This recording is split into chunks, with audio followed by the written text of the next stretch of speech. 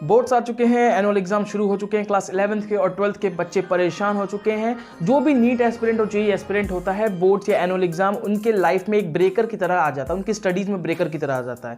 जो इंस्टीट्यूट, जो कोचिंग, जो ऑनलाइन प्लेटफॉर्म जहाँ पे वो लोग स्टडी कर रहे होते हैं, टीचर्स का अपने हिसाब से चल रहा होता है। बोर्ड्स के हिसाब से टीचर्स बैकलॉग में हो रहे होते हैं, बट टीचर्स जो होते हैं उस फॉर्मेट में क्योंकि नहीं चल रहे होते हैं, और बोर्ड्स हमारे सर पे खड़ा होता है और वो प्रेशर डालता जाता है। आखिर किस तरीके से इससे बाहर निकले, बोर्ड्स की प्रिपरेशन कैसे करें हम लोग। कुछ ही दिनों में एक कोई पॉइंट आता है कि क्या 7 दिनों के अंदर बोर्ड्स कंप्लीट किया जा सकता है। मैंने किया था, ठीक है, तो 7 दिन के अंदर पॉसिबल है, ऐसी बात नहीं है, ठीक है। और बाकी आता है कि पीसीबी को कैसे तैयार करें, मैथ्स वालों तो मैथ्स अपना देख लेना, एडिशनल सब्जेक्ट का क्या करना होता है, इंग्लिश का क्या करना होता है, किस तरीके से हम लोग हैंड राइटिंग को अपनी इंप्रूव करेंगे बोर्ड्स के अंदर में, आंसर राइटिंग का तरीका क्या होता है, किसी भी सब्जेक्ट का हम लोगों को नोट्स कहाँ से मिलेंगी बोर्ड्स के लिए। बोर्ड्स जो होता है हमारा होने वाला है, जो सब्जेक्ट हमें नहीं पढ़ाया गया, जो चैप्टर हमें नहीं पढ़ाया गया, उसका आखिर नोट्स हमें कहाँ से मिलेगा, जिससे हम लोग उसको पढ़ लें, और कौन कौन सी चीज़ें हमें बोर्ड्स के अंदर लेके जानी चाहिए, प्रैक्टिकल वगैरह का क्या सीन है हमारे बोर्ड्स में, उन बच्चों के लिए जो नीट और जेईई के लिए तैयार कर रहे हैं। सारी चीज़ें यार देखेंगे इस पूरी हमारी वीडियो के अंदर। मेरा नाम है इकरार अहमद और आप देख रहे हैं फेंटेड IQ। आइए देखते हैं।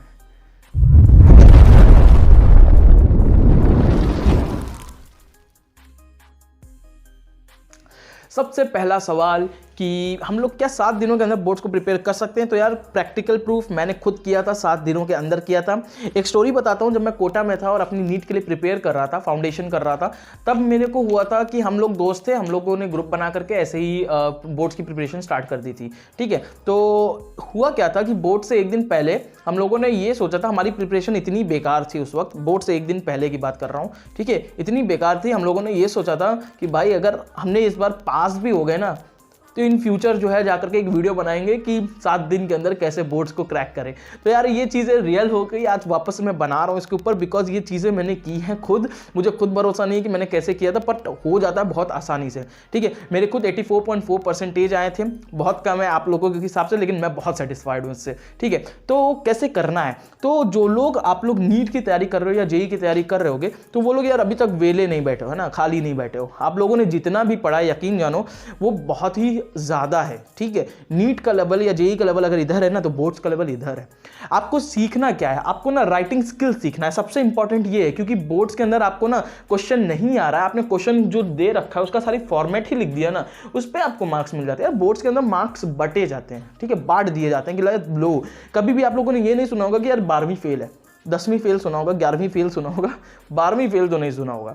तो 11th वालों थोड़ा सा मेहनत कर लो, बट 12th वालों तुम तो एकदम ही टेंशन मत लो, ठीक है। आता है टेंशन, आता है कि यार कैसे होगा तुम्हारा। देखो अगर तुम नीट में हो ना, मैं मैथ्स वालों की बात नहीं करूंगा, अगर नीट में हो, मेडिकल फील्ड से हो ना, तो वहाँ पे 12th का परसेंटेज मैटर नहीं करता मोस्टली, ठीक है। 12th का परसेंटेज मैटर नहीं करता। आप लोगों से कोई नहीं पूछेगा कि आपके 12th में कितने परसेंटेज आए, हाँ इतने चाहिए, मिनिमम मार्क्स, मिनिमम परसेंटेज चाहिए। शायद OBC SC ST के लिए 40% है, एंड जनरल वालों के लिए शायद 50% है, बोर्ड्स के अंदर आने चाहिए, ठीक है, ताकि आप लोगों को नीट का फॉर्म भरने दिया जाए। तो ये सारे क्राइटेरिया यार देख लेना तुम लोग, ठीक है। इस पे इतना फोकस मत करो, आपको कहीं जॉब नहीं करना है, और अगर जॉब करना भी है ना इन मेडिकल फील्ड, तो वहाँ पे आपसे 12th का रिजल्ट नहीं पूछेंगे कि आपका कितना आया था, आपकी स्किल मैटर करेगी वहाँ पे। तो आइए यार देखते हैं किस तरीके से, ये तो हम लोगों ने जान लिया कि कैसे कि पॉसिबल है कि नहीं। तो हाँ यार 7 दिन के अंदर भी पॉसिबल है, और आपके पास अभी बहुत ज़्यादा समय है, ठीक है, इसलिए एकदम ही टेंशन नहीं लेने का। सेकंड पॉइंट के ऊपर आते हैं, आइए देखते हैं क्या है। तो आते हैं सेकंड क्वेश्चन के ऊपर, जो कि है English PCB and additional subject को कैसे प्रिपेयर करें। इंग्लिश के अंदर सबसे पहले स्टार्ट करते हैं। तो इंग्लिश के अंदर यार आप क्या ध्यान देना कि सबसे पहले राइटिंग वगैरह तो मैं अभी बताऊंगा किस तरीके से इंप्रूव करना है, ठीक है। इंग्लिश के अंदर सारी चीजें कैसे हम लोग मेमोराइज करें, क्या करना है सब देखो। जो नॉवेल वाला हिस्सा है ना, आपको नॉवेल के लिए पूरा 1 दिन लग जाएगा, है ना, मैं बताता हूं कैसे करना है। और जो फिक्शन वाला हिस्सा है उसके लिए 1 दिन लग जाएगा। और बचा ग्रामर, ग्रामर के लिए 1 से 2 घंटा बहुत सफिशिएंट है ना, पास होने के लिए जितना रिक्वायरमेंट होता है, ठीक है, ज़्यादा नहीं करके आना है। तो सुनो पूरी चीज़, जो फिक्शन होता है ना, फिक्शन को आपको यूट्यूब पे जाना है, जितनी स्टोरी दे रखी है यूट्यूब पे, उस चैप्टर का नाम डालो, स्टोरी डालो, 2x पे लगाओ, पूरी स्टोरी को अपने अंदर एब्जॉर्ब करो, उसके क्वेश्चन आंसर को भी यूट्यूब से ही देखो, उसको एब्जॉर्ब करो। 1 दिन के अंदर आपकी सारी चीज़ें कंप्लीट हो जाएंगी, बिलीव मी, मैंने ऐसे ही किया था। 1 ही दिन लगता है, लेकिन हाँ 1 दिन के अंदर आपको पूरे 16, 17, 18 घंटे ऐसे देने पड़ते हैं, ठीक है, तो बड़ी मेहनत लगती है। फिर 1 दिन आपको लगता है नॉवल के लिए, क्योंकि नॉवल बहुत बड़ी होती है, और उसके कई पार्ट्स होते हैं। कई होते हैं कि नॉवल को जो होते हैं 1 घंटा एक शॉट में देख लेते हैं, 3 घंटा ऐसे कर करके देख लेते हैं, उसके अंदर सारी चीज़ें कवर नहीं होती। अब लोग सेटिस्फाई नहीं होते कि यार हमारा अच्छे से तैयार नहीं हुआ, तो वो पूरा करके देख लो, ठीक है। ले दे करके 2 दिन लग जाता है आपको पूरी इस इंग्लिश में, है ना। अब ग्रामर को कैसे करें? देखो यार, बोर्ड्स में जाने से पहले अगर आप बस से जा रहे हो या कहीं से भी जा रहे हो, जाने से पहले सुबह उठना, ग्रामर के जितने फॉर्मेट है ना उसको एक जगह कर लेना, लेटर, एप्लीकेशन, नोटिस राइटिंग वगैरह वगैरह सारी एक जगह कर लेना, पैटर्न सारे जितने हैं उन सबको मेमोराइज कर लेना। आप अब आज तक करते आए हो, बहुत आसानी होगी, एक बार वापस से रिवाइज कर लेना एंड जाकर के पेपर में बैठ जाना। अनसीन पैसेज और ये राइटिंग पोर्शन ही आपको पास करा देगा, बाकी वो जो है ना आपको अच्छे मार्क्स दिला देगा, ठीक है। तो इंग्लिश की टेंशन मत लो। राइटिंग कैसे इंप्रूव करना? आंसर राइटिंग, देखो आंसर राइटिंग जो होता है ना, आप लोग प्रिपरेशन कर रहे हो नीट जेईई की, आपको आंसर राइटिंग बहुत अच्छी आती है, बिलीव मी। अगर आप अपनी आंसर राइटिंग जिस तरह से आप लोग नोट्स बनाते हो ना, पॉइंटर्स में, पॉइंट्स में, उस तरीके से अगर लिखना शुरू कर दो ना, बोर्ड्स वाले इंप्रेस हो जाएंगे, ठीक है। सच बता रहा हूँ, भले जो भी हो, बोर्ड्स वाले इंप्रेस हो जाते उतने में ही। तो सेकंड पार्ट फिजिक्स की अगर मैं बात करूं, तो फिजिक्स के अंदर ना आप लोग बहुत ज़्यादा घबरा जाते हो कि यार हमारे इंस्टीट्यूट या कोचिंग या ऑनलाइन प्लेटफॉर्म जहां पे भी आप पढ़ रहे हो, वहां पे कोई एक पर्टिकुलर यूनिट ही कंप्लीट नहीं है, आप बोर्ड्स का कैसे संभालोगे? प्री बोर्ड्स आ गया, बोर्ड्स आ गया, कैसे करना है सारा चीज़ें, नोट्स भी नहीं है हमारे पास। तो यार एक बात पहले सुनो, है ना, जितनी भी बोर्ड्स के अंदर 12th की अगर मैं बात करूं और 11th की भी अगर बात करूं, तो बहुत लिमिटेड डेरिवेशंस है जो कि आते ही हैं, रिपीट होते रहते हैं हर साल, ठीक है। 20 to 22 है टोटल 12th के अंदर, है ना। तो आप लोग उस सारे को 1 दिन 2 दिन देकर के पूरा अच्छे से प्रिपेयर कर लो, है ना। एंड जो न्यूमेरिकल्स हैं, न्यूमेरिकल्स के मैं सच बताऊं ना, आप खाली डेटा लिख देते हो तो आपको मार्क्स मिल जाता है। सॉल्यूशन के 1-2 मार्क्स मिलते हैं, जितना आप एफर्ट कर सकते हो, ठीक है। अगर आपको नहीं आता, मैं गिरी से गिरी हाल में बात कर रहा हूं, ठीक है, और आपको आता ही होगा, फिजिक्स में कोई दिक्कत नहीं होगी। मैं एक केस बताता हूं, मेरे साथ का रूममेट था कोटा के अंदर, जब मैं करता था फिजिक्स, ठीक है, तो उसने पर्सनली बता रहा था कि भाई मैं फेल हूं 12th में। मैं कहा क्यों? कह रहे कि मैंने इतना अटेम्प्ट करके ही नहीं आया जितने में मैं पास हूँ, मैंने अटेम्प्ट ही नहीं किया जिससे मैं पास हो सकूं। एंड बिलीव मी, वो पास था, है। यकीन जानो, बोर्ड्स में लोग बैठे होते हैं आपको पास कराने के लिए। कभी ये नहीं सुना होगा आप लोगों ने कि यार तुम 12वीं फेल हो, 10वीं फेल, 11वीं फेल सुना होता है, 12वीं फेल नहीं सुनते, रियलिटी है, ठीक है। तो लोग पास करवाते हैं आपको। तो फिजिक्स के अंदर भी टेंशन मत ही लो, ठीक है। थोड़ा सा मेहनत करोगे यार, हो जाएगा। मैं अपनी बात बताऊं तो मैंने बिल्कुल भी मेहनत नहीं की थी। हम लोगों को इस बात का टेंशन था कि यार बोर्ड्स की टेंशन क्यों नहीं हो रही है ना। रात में 12 बजे के करीब हो रहा था कि यार अब पढ़ लेते हैं, अब तो कुछ कर लो, अब ज़्यादा समय भी नहीं है, अब तो करना ही पड़ेगा। तो हुआ क्या था कि कोटा में उस वक्त बहुत ज़्यादा सीन चल रहा था कि यार पेपर लीक हो रहा है, पेपर लीक हो रहा है, पैसे मिलाओ, पेपर लीक हो रहा है ना। तो हम लोग भी खुश हो गए कि यार पेपर ऐसा है क्या, लीक हो रहा है ना। तो पता चला कि कई दोस्त हैं, कई पूरे हॉस्टल के अंदर सारे रहते हैं, सब लोगों ने कहा यार मेरे पास पेपर आ गया, मेरे पास पेपर आ गया। सब आकर के कंट्रीब्यूट हुए, देखें 20 to 25 सेट आ गए पेपर के। हम लोग कहे यार पेपर में इतने सेट कहाँ से आ गए फिजिक्स के 12th के। तो ये चीज़ें होती हैं जो कि आपको समझ में दिला देती है कि भाई ये सारी चीज़ें फेक है, लोगों को पैसा कमाने का तरीका है, ठीक है। कुछ नहीं था, रात के 3 से 4 बज गए थे, हम लोगों ने कुछ नहीं पढ़ा था, नींद बहुत तेज आई थी, हम लोग सो गए, ठीक। 7 बजे उठते हैं, जितना पढ़ सके थे देखा, डायग्राम जो गॉस लॉ और लेंस का वगैरह पूरा हम लोगों ने उसको देखा अच्छे से, ठीक है।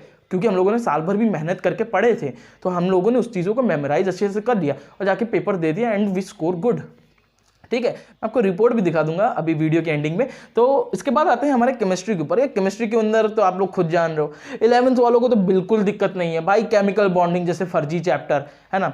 क्यों फर्जी? बिकॉज हमारे टीचर्स ने इसको इतना अच्छे से पढ़ा दिया है कोचिंग या इंस्टीट्यूट में कि हमें ये फर्जी लगता है ना। केमिकल बॉन्डिंग वगैरह एंड ऑर्गेनिक इतना अच्छा, यार हमारे एसकेसी सर हैं, इतना अच्छा पढ़ा देते हैं, ऑर्गेनिक हमारा इतना अच्छे से हो जाता है। तो बोर्ड्स में यार केमिस्ट्री की तो मेरे हिसाब से दिक्कत नहीं ही होनी चाहिए। लेकिन जो लोग करना चाहते हो, मैं बताऊं, English, physics, chemistry, bio, additional subject किसी की भी बात करें, ओनली ऑन एक पॉइंट आता है यूट्यूब, ठीक है। यूट्यूब पर जाओ, 1 शॉट वीडियो देखो, आप अपनी चीज़ों को एब्जॉर्ब करो, अगले दिन पेपर दे करके आ जाओ, ठीक है। बहुत तुर्रम खां वाला पेपर नहीं बनता है। नीट नहीं है कि आपको 100% आना चाहिए एक क्वेश्चन को अटेम्प्ट करने के लिए, सारे ऑप्शंस को एकदम क्लियर करके चलना है, असर्शन रीजन नहीं करना है। वहाँ पे आपको जा करके थ्योरी लिख के आना है और इतने में आप एक्सपर्ट हो, ये मैं जान रहा हूँ, ठीक है। तो केमिस्ट्री भी ऐसा होता है। बायो तो यार हम सब एक्सपर्ट हैं, स्टोरी है भाई, यूट्यूब पे जाओ, 1 शॉट देखो, अपना पूरा छाप के आ जाओ, ठीक। रिप्रोडक्शन तो सबने ही पढ़ा होगा। इकोलॉजी होगा, इकोलॉजी के अंदर क्या है कि जाओ 1 शॉट वीडियो देख लो। मैं जानता हूँ इकोलॉजी के अंदर होता है ना कि आपका कई टर्मिनोलॉजीज नहीं क्लियर होती हैं, और वहाँ पे जाकर के हम लोग सोचे थे कि यार इकोलॉजी में बहुत ज़्यादा उड़ उड़ के आएगा।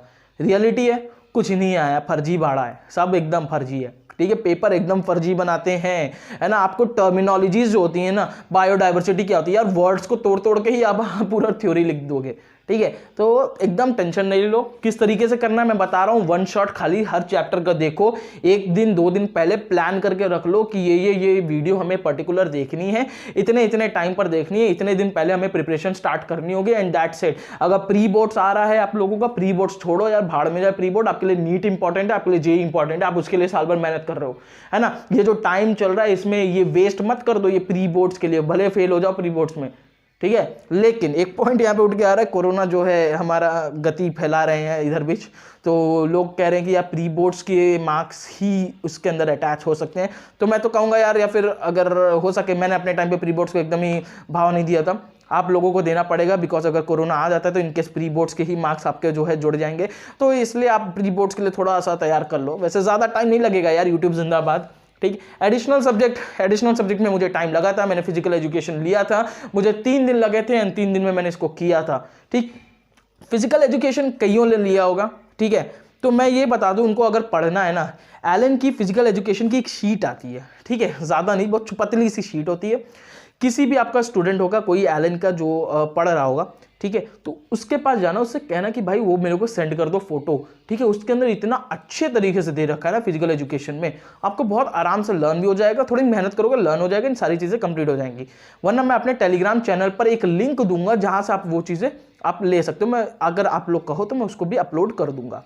उसके बाद आते हैं हम लोग how to improve your handwriting. तो हैंड राइटिंग को कैसे इंप्रूव करें, सबसे पहले लिखने का तरीका देखो, ठीक है। आपको शीट कुछ इस तरीके से मिलेगी, है ना, पेपर जो है आपका कुछ इस तरीके से रहेगा, बगल में आपकी ये लाइन खींची रहती है, और यहाँ पर आप लोग जो ऐसे ऐसे लाइन में लिख रहे होते हो कुछ इस तरीके से, ठीक है। पेपर में लिखने का सबसे बेस्ट तरीका होता है कि यहाँ से एक थंब की स्पेस छोड़ दो, यहाँ से इस लाइन से, ठीक है, इस लाइन से एक थंब की स्पेस छोड़ दो यहाँ से, ठीक है। अगर मैं यहाँ से लिखूँ FAINTEDIQ,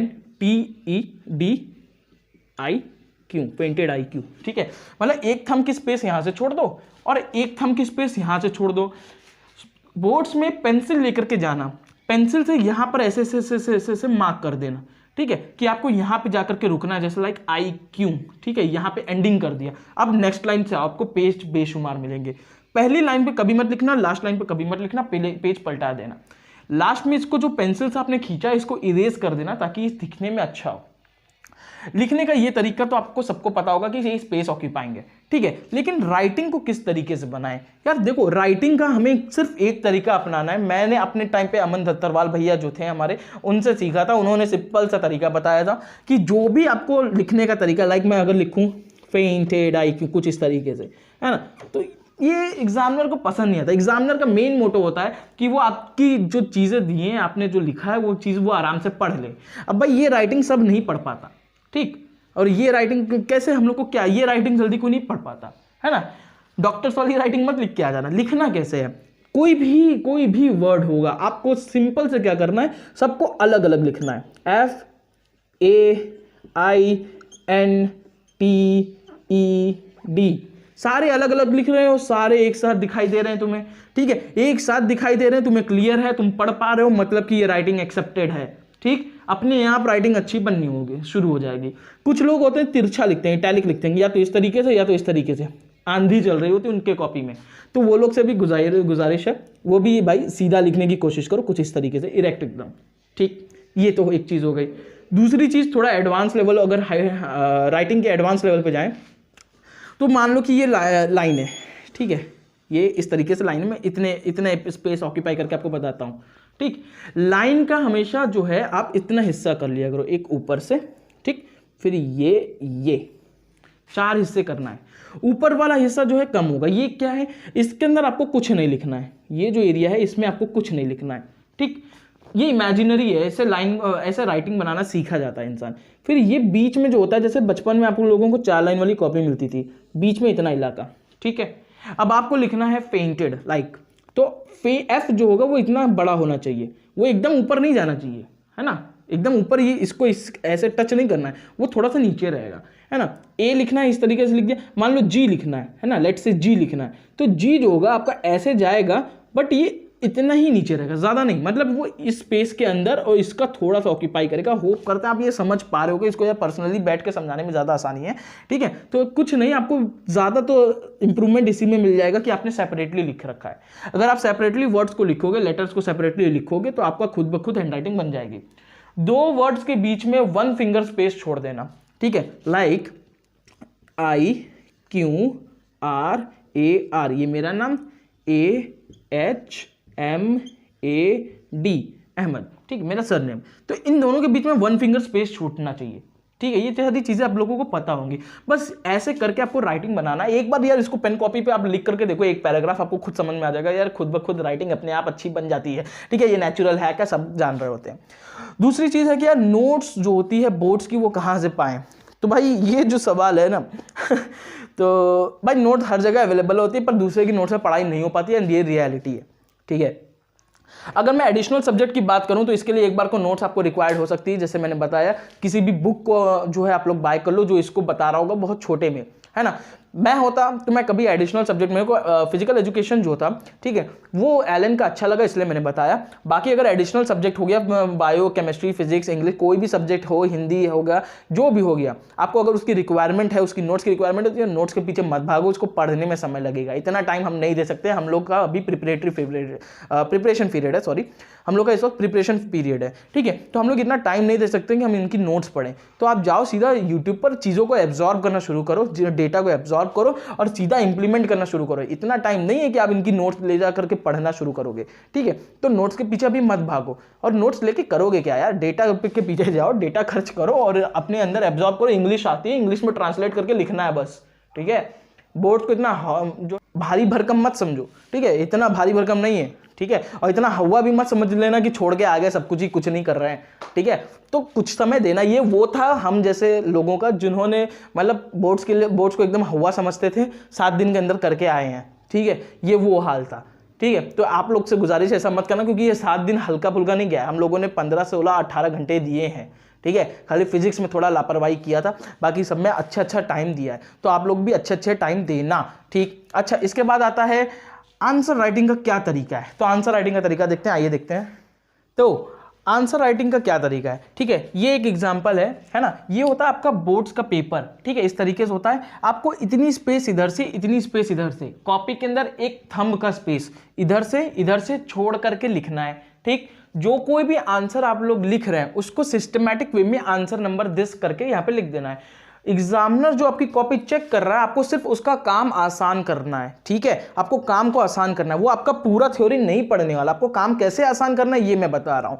तो सबसे पहले जैसे आपने कोई आंसर लिख दिया, तो फेंटेड IQ is the best channel for NEET because it provide us the following, ठीक। तो फॉलोइंग आपको ऐसे लेट से फॉलोइंग नहीं भी होता ना, तो चीजों को पॉइंट्स में कर करके हम लोगों को अपने आप लिख देना है, ठीक है। उसको किस तरीके से हम लोग फॉलोइंग यानी किस तरीके से पॉइंट्स में लाएं, इसको हम लोगों को ध्यान देना है। लेट से अगर कोई पॉइंट है, कोई चीज है, जैसे हमको जिसको हाईलाइट करना है, ठीक है, और हाईलाइट करके एग्जामिनर को दिखाना है ताकि वो पूरी लाइन ना पढ़ के सिर्फ वही चीज पढ़े, तो हमको करना क्या है ना। हमने इतनी चीज लिख दिया, मान लो हमें बेस्ट चैनल जो है, बेस्ट चैनल को हाईलाइट करना है, तो आप क्या करोगे, बेस्ट चैनल के नीचे जो है ना, ऐसे यहाँ ये लाइन है, लाइन से हल्का सा नीचे सटाते हुए आपको जो है ये पेंसिल से लाइन खींच देना है, ठीक। पेंसिल से इस तरीके से लाइन खींच दिया, तो ये चीज इसको हाईलाइट कर रही होती है, पेंसिल से खींचना लाइन, है ना। और हाईलाइट करना है तो बस पेंसिल से यहाँ पे ऐसे स्टार मार्क कर देना, ठीक है। ये तरीका होता है ताकि एग्जामिनर को दिखाई दे कि ये बेस्ट चैनल, मतलब ये पॉइंटर जो कीवर्ड है आपने उसको यूज किया है, ठीक है। आपके जो पॉइंट्स हैं, पॉइंट्स में जो ये यहाँ पे एरो लगाते हैं ना, ये एरो, इसको पेन से ना लगा के पेंसिल से लगाना, ये बहुत ज्यादा ही एडवांस लगता है, बहुत अच्छा लगता है, कॉपी में देखने में अच्छा लगता है। दूसरी चीज, हमेशा पूरी कॉपी के अंदर ना कोशिश करना कि सिर्फ ब्लू पेन और पेंसिल ही यूज हो, ब्लैक पेन का यूज ना हो, ठीक है।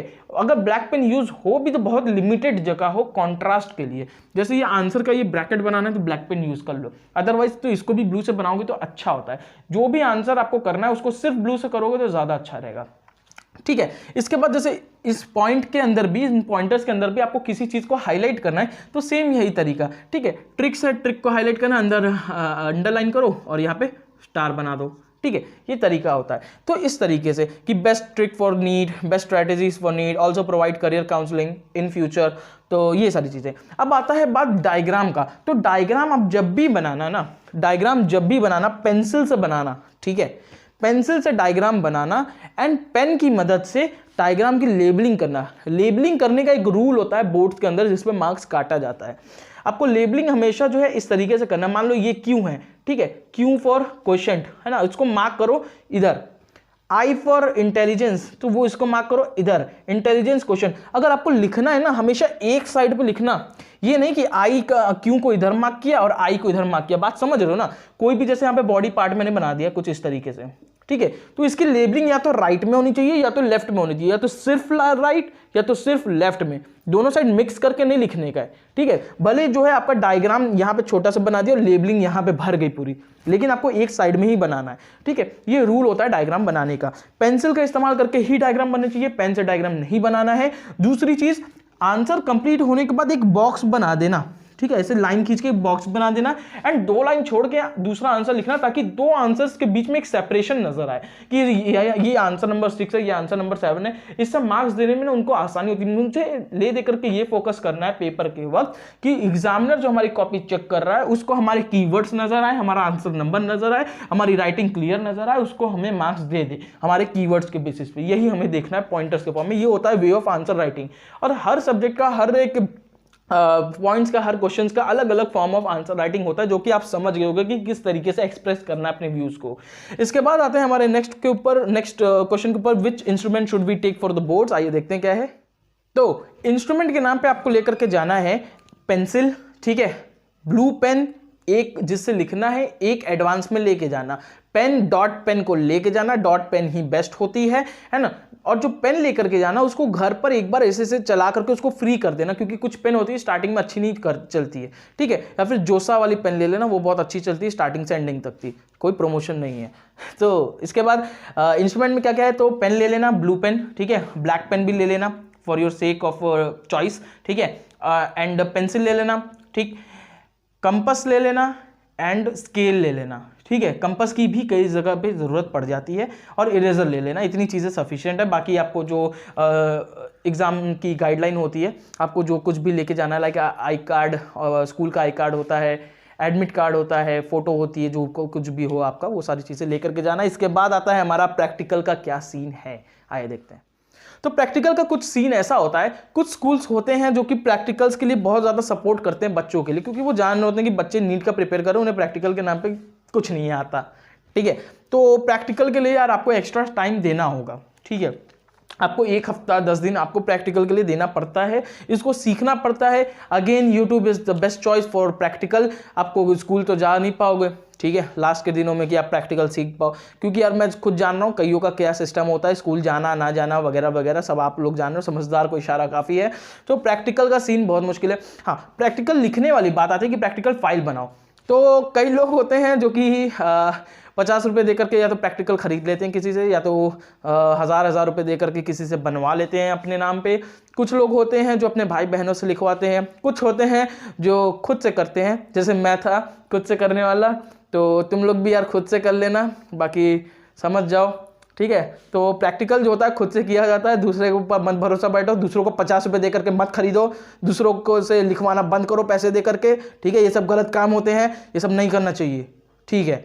तो प्रैक्टिकल का सीन ये है कि आपको अपने से मेहनत करना है और प्रैक्टिकल को लिखना है घंटों बैठ करके, भले आपकी आग लग जाए पानी भर से जो हो, लेकिन प्रैक्टिकल आपको खुद से लिखना है। तो प्रैक्टिकल खुद से लिख लो एंड उसके बाद यूट्यूब पर जाओ, थोड़ा सा प्रिपेयर करो, तैयार करो एंड जा करके यार प्रैक्टिकल दे दो, कोई डरने वाली बात है नहीं। ग्रुप में सुना है कुछ लोगों का कि ग्रुप में प्रैक्टिकल होता है, जिसने बोला भाई उसको मार्क्स, बगल वाले को थोड़े कम मार्क्स, ऐसा सीन होता है एग्जामिनर्स का। तो आप लोग भी टेंशन मत लो, प्रैक्टिकल वाला भी जान रहा है कि आप लोगों को मार्क्स देना है। हाँ, ये ना हो कि कोई खुड़सट आदमी हो या कोई खुड़सट औरत हो जो कि आपको मार्क्स ना दे, ऐसे आंसर ना देने पे। तो ज़्यादा जबान मत लड़ाना, उनसे बहुत पोलाइट होकर के जाना, ठीक है। तो very all the best for your boards और annual exam for those who are in class 11th, also for class 10th also. This video can cover many of the points including the students of the class 10th। so आप लोग भी जा करके यार उनको भी share करो, ठीक है, जो क्लास 12th वाले हो, 11th वाले भी, क्लास 9th वाले, 10th वालों को शेयर करो, जितना हो सके शेयर करो, सब्सक्राइब करो, लाइक करो एंड फेंटेड आईक्यू पे मेरे साथ बने रहो। Thank you very much.